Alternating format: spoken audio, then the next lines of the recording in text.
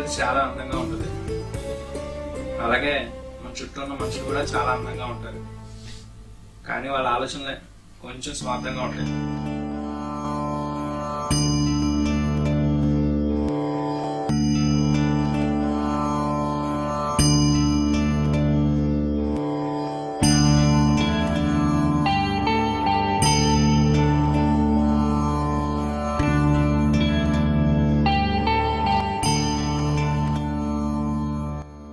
ఇక్కడ చూడండి ఎంత నీట్గా ఉన్నాడో.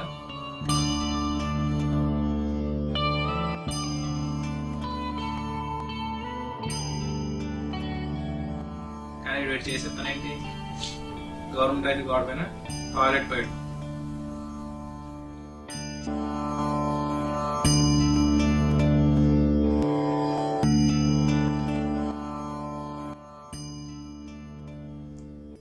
చెరపక్కరా చెడేమని మన పెద్దలు ఊరికినే లేదు.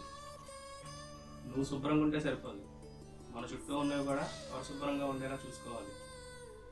అందుకే ముందు నువ్వు మారాలి, ఆ తర్వాత నీ చుట్టూ ఉన్న పరిస్థితులు ఆటోమేటిక్గా మారుతాయి. రా, ఒకడికి స్వచ్ఛత వైపు వేద్దాం.